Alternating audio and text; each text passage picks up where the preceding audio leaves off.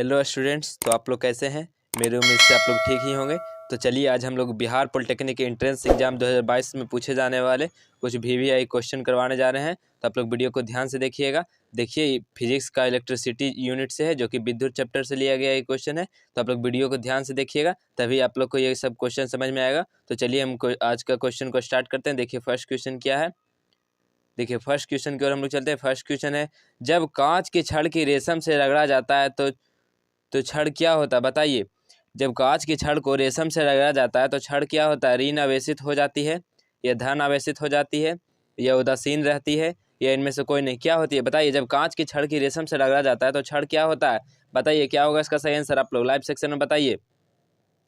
क्या होगा इसका सही आंसर। जब कांच की छड़ की रेशम से रगड़ा जाता है तो छड़ क्या होता है। ऋण आवेशित हो जाता है, या धन आवेशित हो जाता है, या उदासीन रहता है, या इनमें से कोई नहीं। तो चलिए हम लोग इसका सही आंसर देखते हैं। तो चलिए इसका सही आंसर क्या होगा। तो देखिए इसका क्या हो जाएगा सही आंसर। तो देखिए क्या होता है, जब कांच की छड़ को रेशम से रगड़ा जाता है तो छड़ क्या होता है, वो धनावेशित हो जाता है। ठीक है, इसलिए इसका राइट आंसर बी होगा, धनावेशित हो जाता है। चलिए हम लोग चलते हैं नेक्स्ट क्वेश्चन की ओर। देखिए नेक्स्ट क्वेश्चन है, जब आवेशित चालक का संपूर्ण आवेश उससे रहता है, क्या रहता है बताइए। जब आवेशित चालक का संपूर्ण आवेश उस पे रहता है, किस पे, आंतरिक पृष्ठ पे रहता है, या बाहरी पृष्ठ पे रहता है, या कुछ अंदर या कुछ बाहर रहता है, या इनमें सभी पे रहता है। बताइए क्या होगा इसका सही आंसर। जब आवेशित चालक का संपूर्ण आवेश किस पे रहता है, आंतरिक पृष्ठ पे रहता है, या बाहरी पृष्ठ पे रहता है, या कुछ अंदर कुछ बाहर रहता है, या इनमें से सभी। तो चलिए इसका सही आंसर हम लोग देखते हैं। जब आवेशित चालक का संपूर्ण आवेश किस पे रहता है, तो बाहरी पृष्ठ पे रहता है। ठीक है, इसलिए इसका राइट आंसर बी होगा, बाहरी पृष्ठ पे होता है। चलिए हम लोग चलते हैं नेक्स्ट क्वेश्चन की ओर। देखिए नेक्स्ट क्वेश्चन है, दो विद्युत आवेशों के बीच लगने वाले बल से संबंधित नियम है। बताइए क्या होगा। दो विद्युत आवेशों के बीच लगने वाले बल से संबंधित कौन सा नियम है। एम्पियर का नियम है, या कूलॉम का नियम है, या फैराडे का नियम है, या ओम का नियम है। क्या होगा इसका सही आंसर। दो विद्युत आवेशों के बीच लगने वाले बल से संबंधित कौन सा नियम है। एम्पियर का नियम है, या कूलॉम का नियम है, या फैराडे का नियम है, या ओम का नियम है। तो क्या होगा इसका सही आंसर। तो चलिए इसका सही आंसर हम लोग देखते हैं। तो दो विद्युत आवेशों के बीच लगने वाले बल से संबंधित कौन सा नियम है, तो कूलॉम का नियम है। ठीक है, इसलिए इसका राइट आंसर बी होगा, कूलॉम के नियम है, जो दो विद्युत आवेशों के बीच लगता है बल। ठीक है, इसलिए इसका राइट आंसर बी होगा, कूलॉम का नियम। चलिए हम लोग चलते हैं नेक्स्ट क्वेश्चन की ओर। देखिए नेक्स्ट क्वेश्चन है, यदि दो विद्युत आवेशों के मध्य दूरी को आधा कर दिया जाए तो उसमें उनके मध्य विद्युत बल का मान क्या होगा। बताइए। यदि दो विद्युत आवेशों के मध्य दूरी को आधा कर दिया जाए तो उनके मध्य विद्युत बल का मान हो जाएगा, क्या होगा। आधा हो जाएगा, या दोगुना हो जाएगा, या चार गुना होगा, या एक चौथाई होगा। क्या होगा इसका सही आंसर। क्या होगा। यदि दो विद्युत आवेशों के मध्य दूरी को आधा कर दिया जाए तो उनके मध्य विद्युत बल का मान क्या हो जाएगा, आधा होगा, या दुगुना होगा, या चार गुना होगा, या एक चौथाई होगा। तो चलिए इसका सही आंसर हम लोग देखते हैं। यदि दो विद्युत आवेशों को मध्य दूरी को आधा कर दिया जाए तो उनके मध्य विद्युत बल का मान क्या हो जाएगा, वो चार गुना हो जाएगा। ठीक है, इसलिए इसका राइट आंसर सी होगा, चार गुना हो जाएगा। चलिए हम लोग चलते हैं नेक्स्ट क्वेश्चन की ओर। देखिए नेक्स्ट क्वेश्चन है,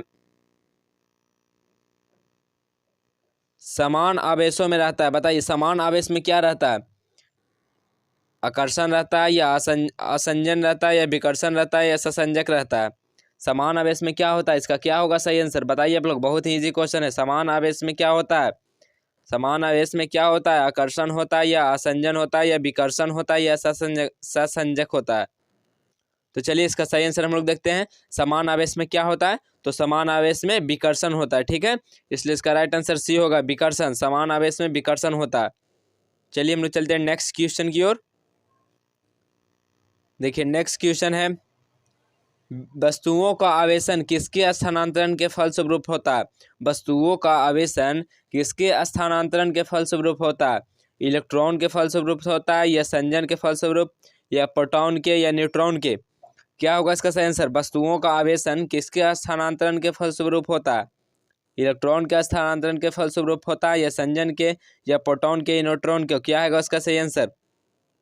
चलिए इसका सही आंसर हम लोग देखते हैं। वस्तुओं का आवेशन किसके स्थानांतरण के फलस्वरूप होता है, तो इलेक्ट्रॉन के फलस्वरूप होता है। ठीक है, वस्तुओं का आवेशन किसके स्थानांतरण के फलस्वरूप, तो इलेक्ट्रॉन के फलस्वरूप। ठीक है, इसलिए इसका राइट आंसर ये होगा, इलेक्ट्रॉन।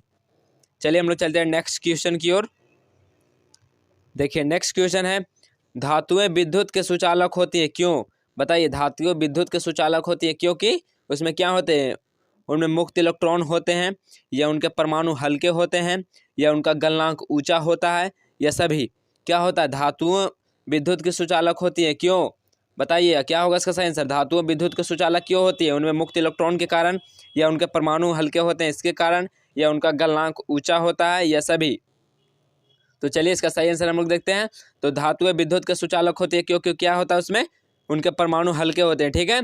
इसलिए इसका राइट आंसर बी होगा। धातुएं विद्युत के सुचालक क्या होती है, उनके परमाणु हल्के होते हैं, ठीक है। चलिए हम लोग चलते हैं नेक्स्ट क्वेश्चन की ओर। देखिए नेक्स्ट क्वेश्चन है, निम्न में से कौन सा पदार्थ विद्युत का सबसे अच्छा चालक है? निम्न में से कौन सा पदार्थ विद्युत का सबसे अच्छा चालक है? चांदी है, तांबा है, या सोना है, या अभ्रक है? बताइए क्या होगा सही आंसर। ये बहुत ही वीवीआई क्वेश्चन है। बताइए निम्नलिखित में से कौन सा पदार्थ विद्युत का सबसे अच्छा चालक है? क्या होगा इसका सही आंसर। चांदी होगा, या तांबा, या सोना, या अभ्रक? तो चलिए हम लोग इसका सही आंसर देखते हैं। निम्नलिखित में से कौन सा पदार्थ विद्युत का सबसे अच्छा चालक है?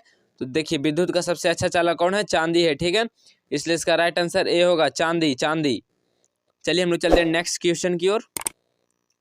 देखिए नेक्स्ट क्वेश्चन है, एम्पियर किसका मात्रक है? एम्पियर किसका मात्रक है? बहुत ही इजी क्वेश्चन, आप लोग पढ़े होंगे ये सब। एम्पियर किसका मात्रक है?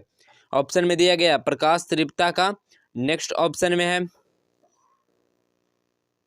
विद्युत आवेश का, या विद्युत धारा का, या चुंबकीय क्षेत्र का? बताइए एम्पियर किसका मात्रक है?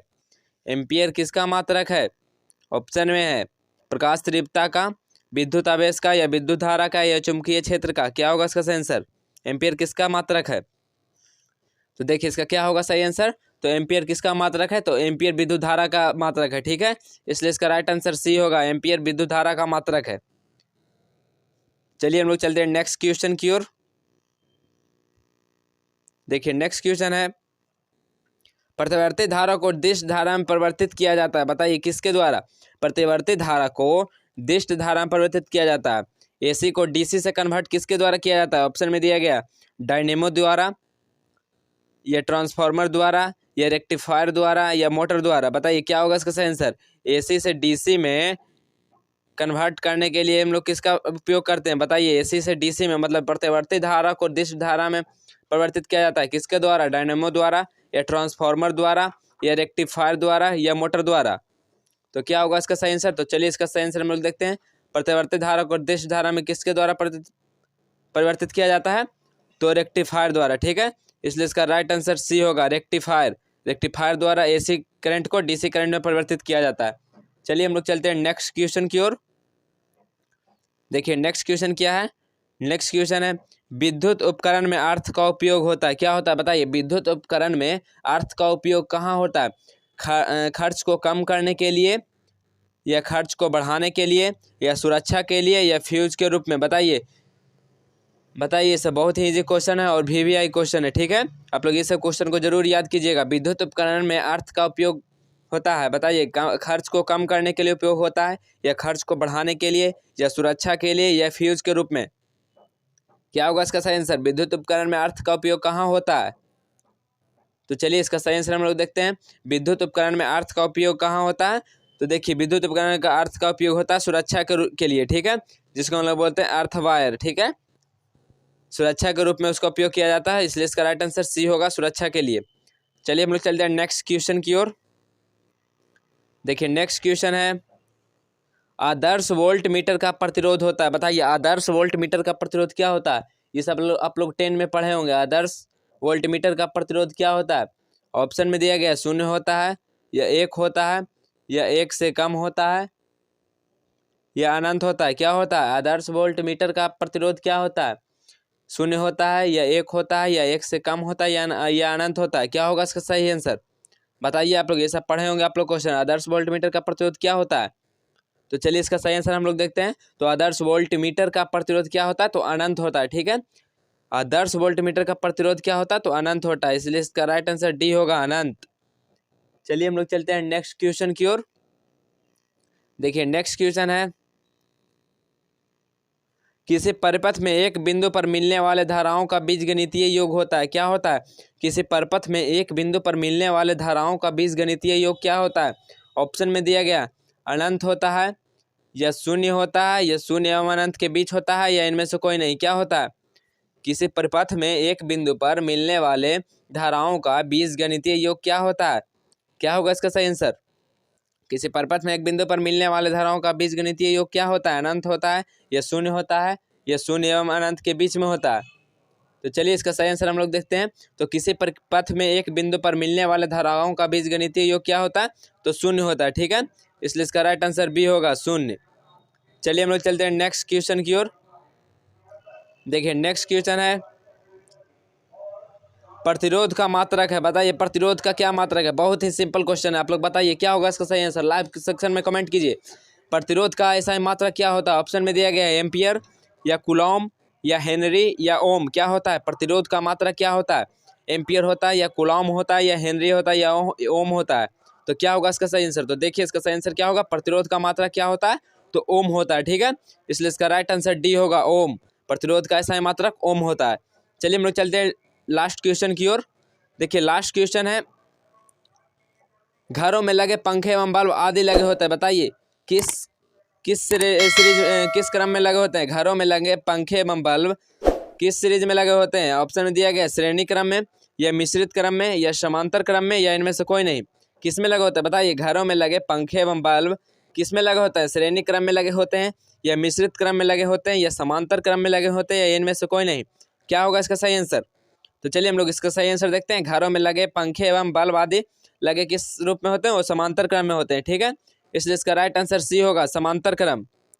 तो ठीक है स्टूडेंट, आज के लिए बस इतना ही। अगर आप लोग पॉलिटेक्निक लर्निंग जोन के टेलीग्राम चैनल में नहीं ज्वाइन हुए तो आप लोग जरूर से जरूर ज्वाइन होइएगा, और इसके पहले वाला वीडियो नहीं देखे हैं तो आप लोग को डिस्क्रिप्शन में इसका लिंक दिया गया, आप लोग वहाँ से जरूर देखिएगा। तो ठीक है स्टूडेंट्स, बस आज के लिए इतना ही। नेक्स्ट डे मिलते हैं नई टॉपिक के साथ, तब तक के लिए इतना ही। धन्यवाद।